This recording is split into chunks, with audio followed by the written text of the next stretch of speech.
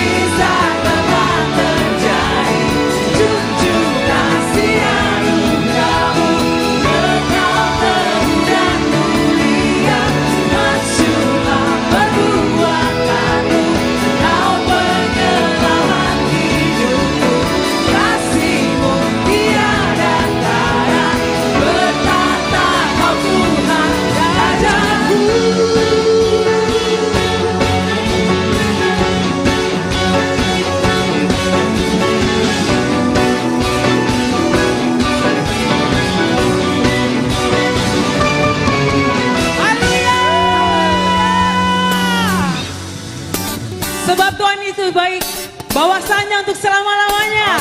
Kasih setianya, we praise you God.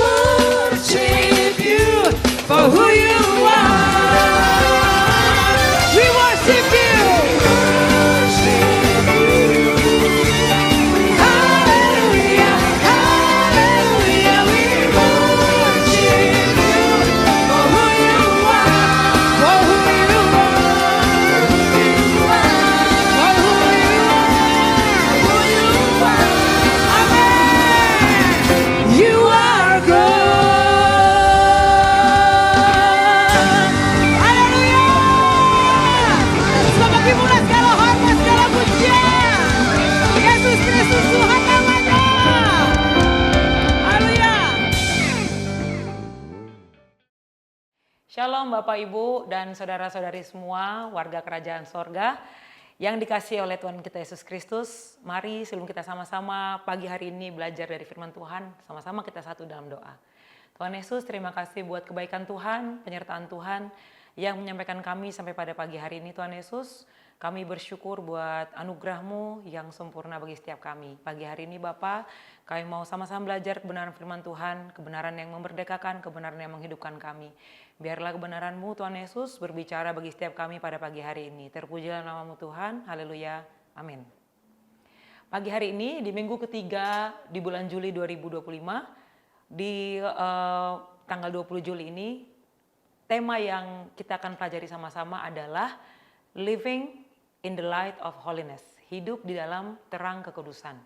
Di dalam pelajaran satu bulan ini kita bertemakan pursuing holiness, ya, mengejar kekudusan.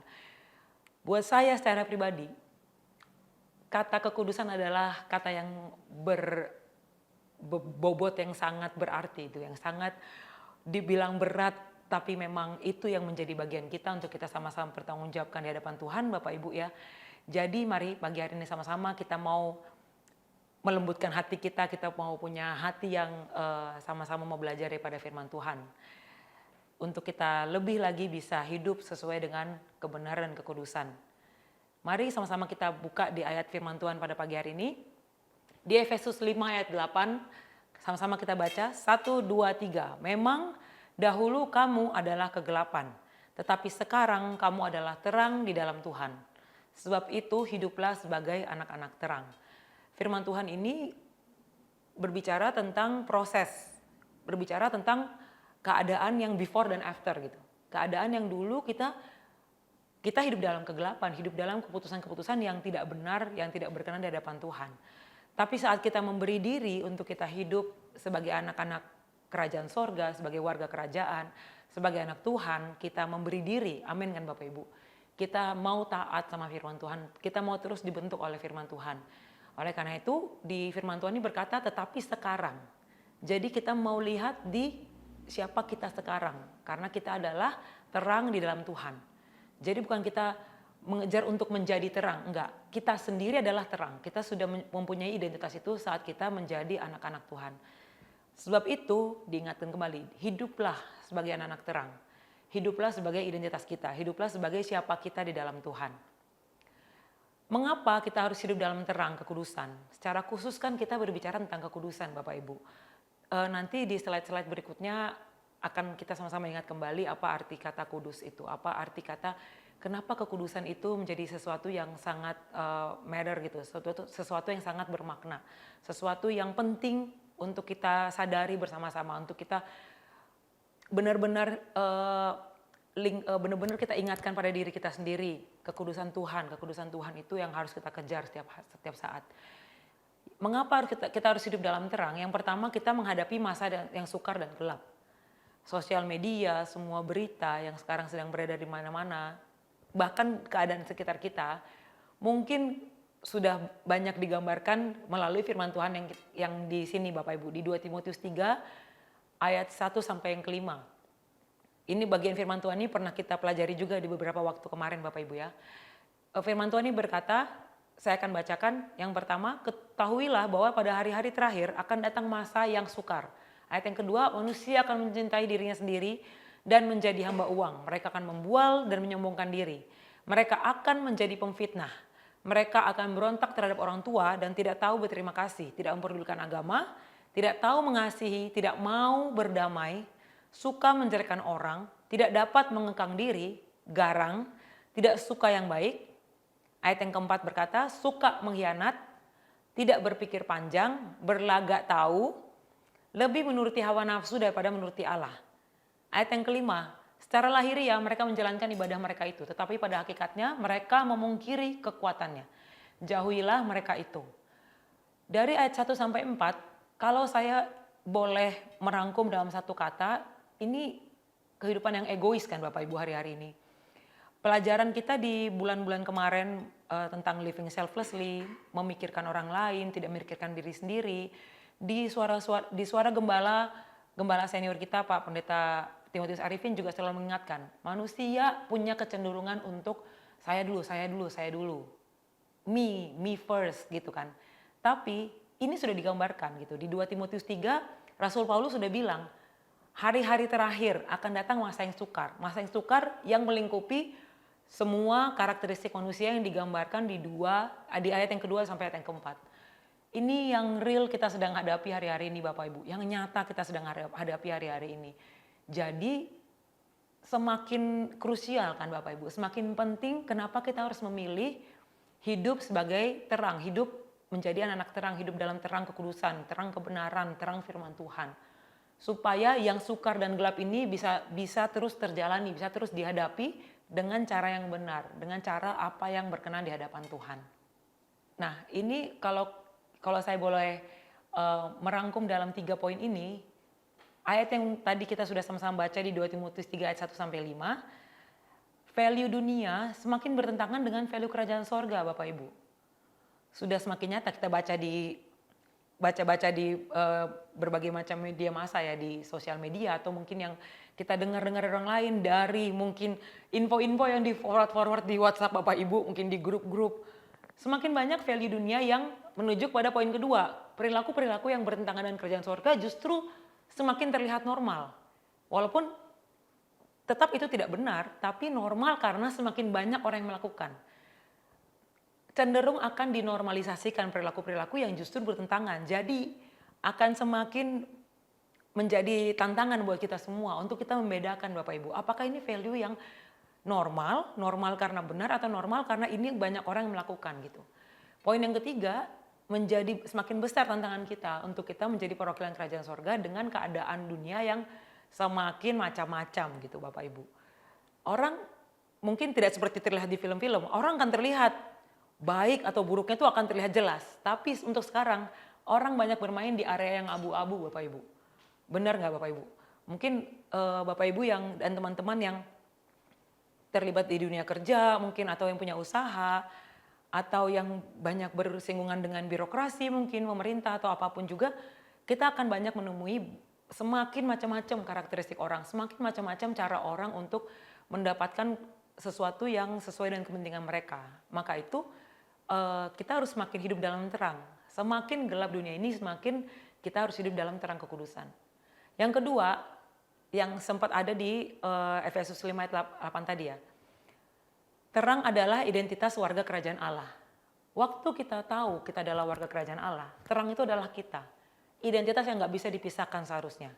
Bukan seperti baju yang kita bisa ganti mungkin saat kita di rumah, atau kita pakai lagi, kita lepas. Enggak, tapi itu tidak terpisahkan dari diri kita. Kemanapun kita bawa, kemanapun orang akan lihat kita. Jadi tanggung jawab kita juga untuk kita menjadi terang dimanapun kita berada. Dan mengenakan manusia baru yang telah ciptakan menurut kehendak Allah di dalam kebenaran dan kekudusan yang sesungguhnya.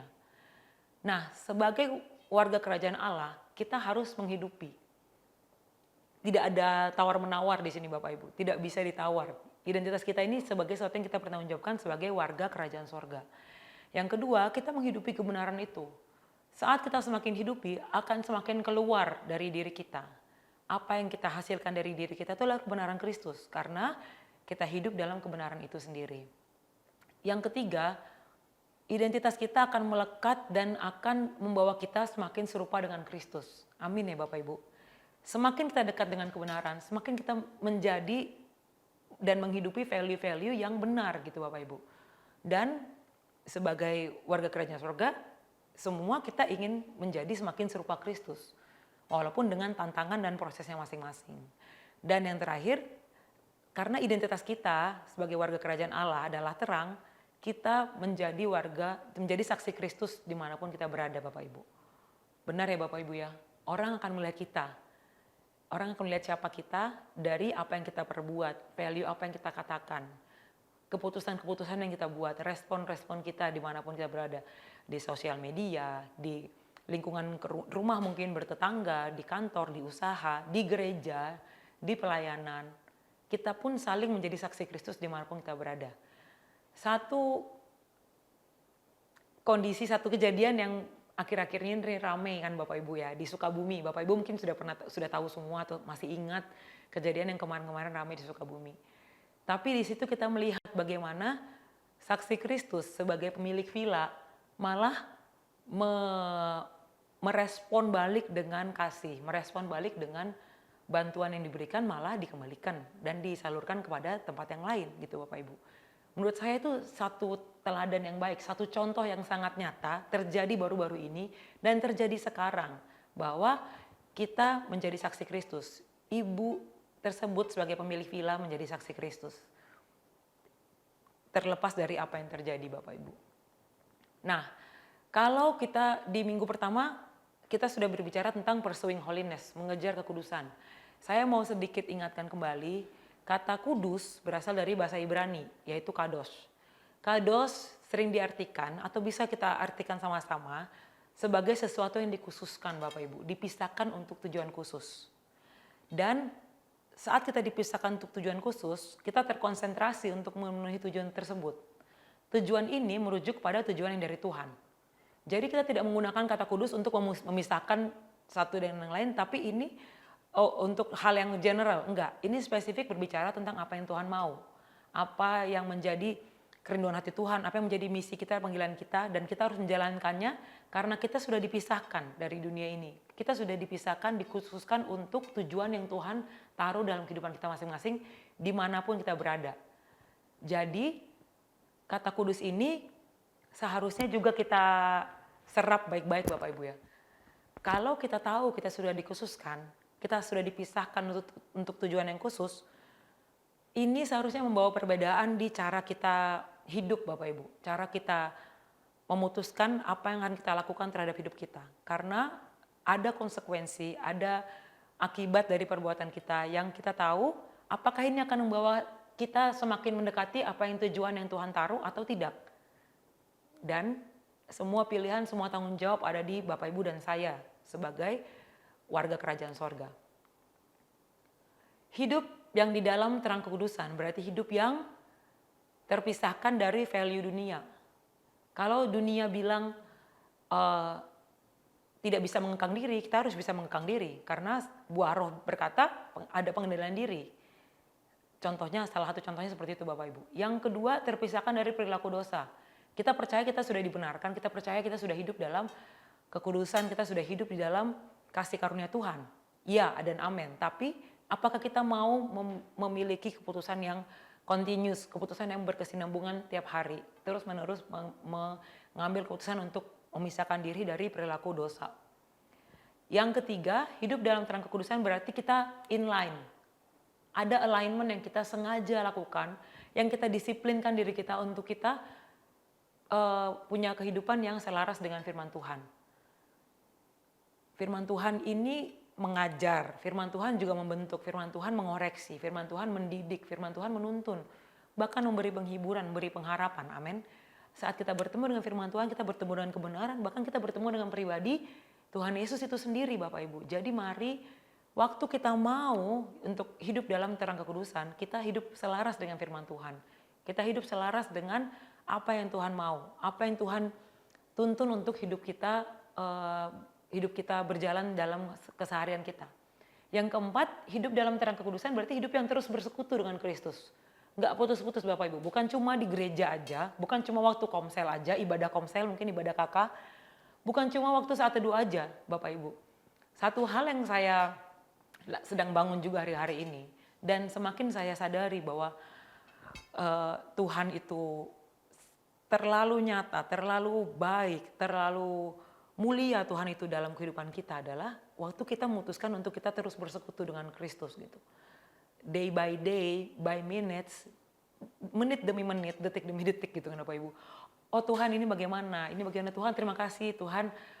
I worship you, I praise you untuk semua yang Tuhan sudah buat. Itu pun salah satu bentuk persekutuan dengan Kristus Bapak Ibu.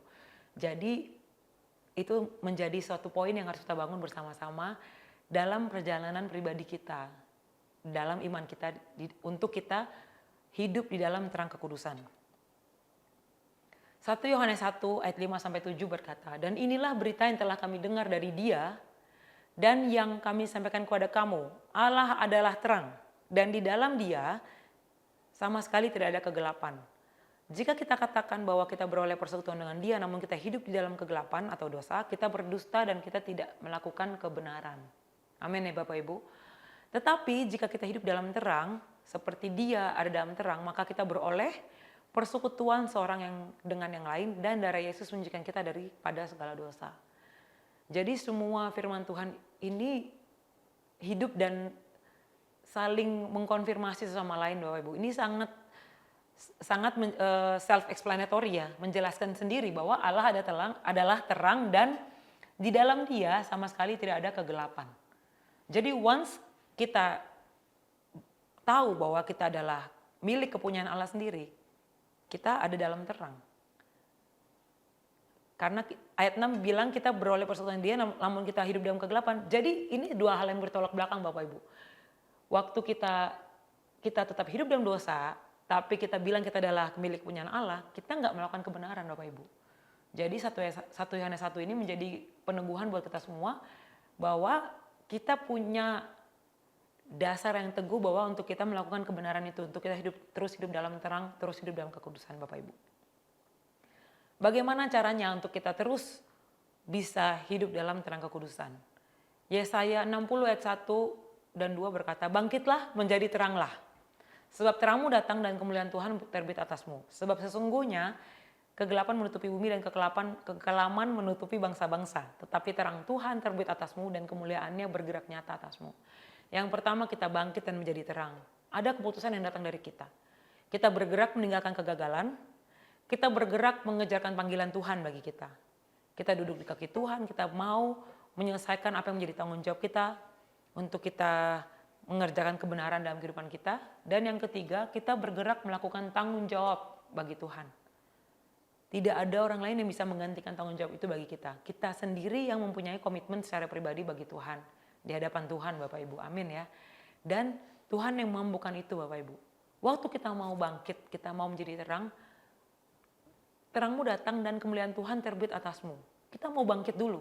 Bangkitlah menjadi teranglah. Dan kemuliaan Tuhan nyata atas kita. Kita melakukan ini sebagai tanggung jawab kita untuk kita menjadi saksi Kristus di tengah-tengah dunia ini. Yang kedua, kita memiliki komunitas yang benar. Kita memutuskan untuk kita ada di dalam komunitas yang benar. Komunitas yang benar bukan hanya yang terlihat benar Bapak Ibu, tapi kita tahu kita ada di pengajaran yang sama, kita saling menguatkan, kita saling mendengar, kita saling mensupport gitu. Dan kita sama-sama mengejar kebenaran itu. Kita sama-sama ada di dalam track yang benar gitu Bapak Ibu. Untuk kita melakukan kehidupan kita sesuai dengan firman Tuhan. Efesus 5 ayat 3-5 berkata, "Tetapi percabulan dan rupa-rupa kecemaran atau keserakahan disebut saja pun jangan di antara kamu. Sebagaimana patutnya bagi orang-orang kudus. Demikian juga perkataan yang kotor, yang kosong atau yang sembrono. Karena hal-hal ini tidak pantas. Tetapi sebaliknya, ucapkanlah syukur karena ingatlah ini baik-baik. Tidak ada orang sundal, orang cemar, atau orang serakah, artinya penyembah berhala, yang mendapat bagian dalam kerajaan Kristus dan Allah." Jadi, pergaulan kita akan menentukan siapa kita gitu kan. Firman Tuhan bilang, pergaulan buruk merusakkan kebiasaan baik. Kita boleh punya banyak kenalan, kita boleh punya banyak teman atau rekan kerja mungkin, rekan sepelayanan atau circle-circle kita di luar sana, komunitas, hobi mungkin, olahraga. Tapi untuk bergaul, mari kita minta Tuhan, minta Roh Kudus untuk kita ada dipimpin dalam komunitas yang sesuai dengan nilai-nilai kerajaan. Bergaul akan menjaga kita, pergaulan kita dan circle kita, komunitas yang tepat akan menjaga kita Bapak Ibu. Dan kita punya tuntunan dari Tuhan untuk kita dapat mengenali, dapat membedakan apakah nilai-nilai yang ada dalam circle kita ini nilai-nilai yang sesuai dengan kebenaran firman Tuhan atau tidak. Karena saya percaya itu adalah kepekaan yang Tuhan kasih gitu Bapak Ibu saat kita dekat dengan firman Tuhan. Semakin kita dekat dengan terang, semakin kita hidup dalam terang, semakin kita dapat bisa membedakan.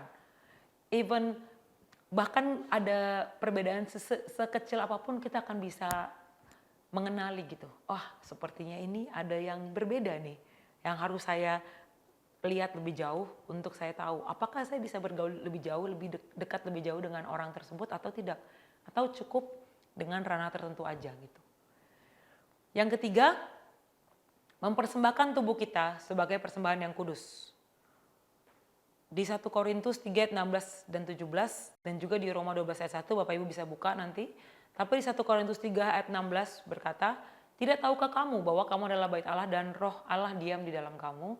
Jika ada orang yang membinasakan bait Allah, maka Allah akan binasakan dia. Sebab bait Allah adalah kudus dan bait Allah itu adalah kamu, ialah kamu." Saya dan Bapak Ibu. Jadi waktu kita bilang roh Allah diam di dalam kita punya tanggung jawab untuk menjaga itu Bapak Ibu. Amin ya Bapak Ibu. Dan kita sendiri yang memutuskan apakah kita mau hidup di dalam kekudusan, apakah kita mau menjaga badan kita ini, tubuh, jiwa, roh kita untuk kita menjadi saksi Kristus, untuk kita hidup dalam kebenaran, untuk kita memenuhi tugas panggilan kita, tanggung jawab kita di hadapan Allah sebagai pemilik kehidupan kita. Kita mengelola, kita dipercayakan, tapi apakah kita bisa mengelola dengan baik? Apakah kita bisa memanage dengan baik apa yang Tuhan percayakan? Karunia kita, tubuh kita, kesehatan jiwa kita, bahkan spiritual muscle kita, otot spiritual kita, apakah kita peduli untuk kita bangun terus Bapak Ibu? Waktu kita mempersembahkan hidup kita, tubuh kita sebagai persembahan yang kudus, kita hidup dengan sadar bahwa tubuh, jiwa, roh kita ini adalah sepenuhnya milik Tuhan. Akan kembali, daging kita akan kembali ke tanah, tapi roh kita ini akan kembali ke Tuhan kan Bapak Ibu. Nah kita mau hidup dengan sadar Bapak Ibu, jaga kesehatan, manage stres kita manage dengan baik, waktu istirahat kita, apa yang kita makan, apa yang kita baca, apa yang kita lihat, apa yang kita perkatakan ke orang lain, bagaimana pergaulan kita, semua itu akan berpengaruh ke kesehatan kita Bapak Ibu. Dan yang kedua, mempersembahkan hidup dan tubuh dalam kebenaran. Itu pun menjadi penyembahan kita, menjadi bentuk ibadah kita bagi Tuhan. Non-stop kita hidup adalah persembahan bagi Tuhan Bapak Ibu. Jadi bagaimana semua proses ini secara keseluruhan kita jalani adalah tugas dan tanggung jawab kita hari lepas hari. Saya akan berhenti, mungkin akan selesai dengan sharing saya pada pagi hari ini. Tetapi saya berdoa Tuhan terus mengajari kita, Tuhan terus mengingatkan kita, Tuhan terus menuntun kita agar kita dapat hidup dalam kebenaran, hidup dalam terang kekudusan Bapak Ibu. Dan kita benar-benar dapat mempertanggungjawabkan apa yang Tuhan percayakan dalam kehidupan kita. Kita mau bangkit dan menjadi terang, cara yang pertama. Yang kedua, kita mau ada di dalam komunitas yang benar. Dan yang ketiga, kita mau mempersembahkan tubuh kita atau berbicara komitmen kita sebagai persembahan yang kudus, yang hidup dan yang berkenan di hadapan Tuhan. Sebab itulah kehendak Tuhan dalam kehidupan kita masing-masing. Mari kita sama-sama excited ya, mari kita sama-sama terus semangat untuk kita mau hidup dalam kekudusan, untuk kita mau hidup dipisahkan dari value dunia, untuk kita mau hidup dalam value kerajaan sorga dan memenuhi tujuan dan tanggung jawab kita sebagai warga kerajaan sorga. Tuhan Yesus memberkati kita semua. Mari kita sama-sama satu dalam doa. Tuhan, kami mengucap syukur buat hikmat-Mu, mengucap syukur buat karunia-Mu Tuhan, buat segala yang sudah Engkau kerjakan dalam hidup kami masing-masing Bapa. Berdoa Tuhan, firman Tuhan yang kami dengar pada pagi hari ini menjadi pembekalan buat kami, menjadi tuntunan buat kami menjalani kehidupan kami sepanjang minggu yang akan kami masuki, Tuhan Yesus yang akan kami lewati. Karena kami tahu Tuhan, Roh-Mu ada bersama dengan kami dan kasih-Mu, karunia-Mu cukup untuk kami Tuhan Yesus, untuk kami melakukan setiap kebenaran firman Tuhan dan untuk kami terus bersekutu dengan-Mu Bapa. Terpujilah nama-Mu Tuhan Yesus, biarlah firman Tuhan ini menjadi kebenaran yang terus berbicara buat kami bahkan setelah penyampaian firman Tuhan ini sudah selesai. Terpujilah nama-Mu Tuhan Yesus, haleluya, amin.